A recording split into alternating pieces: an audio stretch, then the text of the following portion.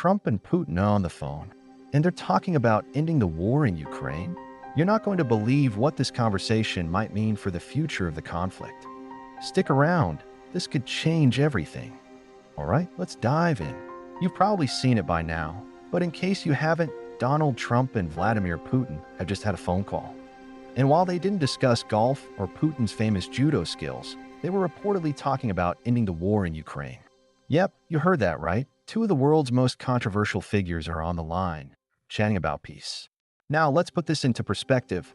We all know that the war in Ukraine has been dragging on for almost 2 years, with heavy casualties, devastating economic effects, and millions of displaced people.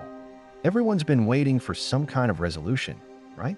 But it seems like it's been one step forward, 2 steps back. Until now, maybe. So, why is this phone call so important? For starters, Trump and Putin are no strangers to controversy. During Trump's presidency, he often faced criticism for his friendly tone toward Putin, which had the media buzzing. Some thought it was too cozy. Others argued it was a good strategy. But no one expected this conversation to be about peace. Let's break this down. The Trump factor. Trump has been saying for years that he could end the Ukraine war in 24 hours. Now, whether you believe him or not, that's a bold claim. He's pitched himself as the ultimate deal maker, the one who can cut through the noise and get things done, even when others fail. So, did Trump really have a secret plan to end the war all along? Or is he just flexing his "I told you so" muscles? Putin's play. On the other side, we have Vladimir Putin, who has been facing immense pressure from the West, global sanctions, and internal unrest. Russia's economy has taken a hit, and despite military advances in Ukraine, the long-term costs are starting to weigh heavy. Could Putin be looking for an exit strategy? Or is this just a way to test the waters and see if the US is willing to negotiate? Here's where things get interesting. While details of the phone call are still pretty thin, it's clear that Trump and Putin talked about ceasefire possibilities and the idea of peace talks. But this isn't a peace is coming tomorrow situation.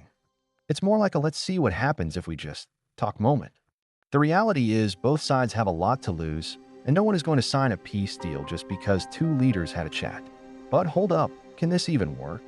Here's the catch: Ukraine's position. President Zelensky has made it clear that Ukraine's sovereignty is non-negotiable.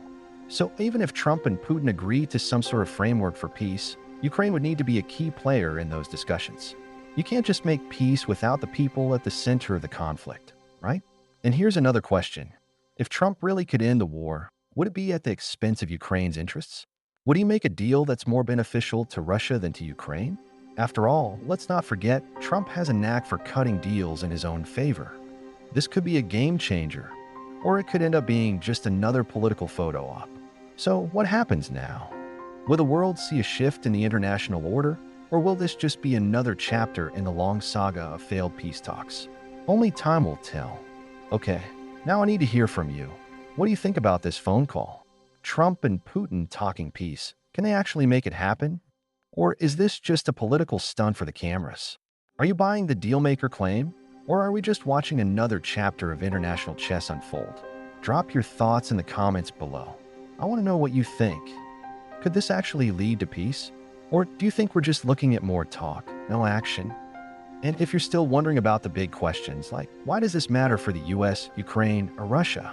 Well, hit that like button because we'll be diving deeper into the global implications of this conversation in future videos. Also, don't forget to subscribe to stay up to date with all the latest developments in this saga, from Trump's comeback to Russia's next moves. And hey, if you disagree with anything I said, feel free to dislike the video and let me know why, seriously, your opinions matter here. We're all in this together, and it's time to talk it out. So, what happens next in this high-stakes political drama? Let's keep the conversation going. Until next time, folks.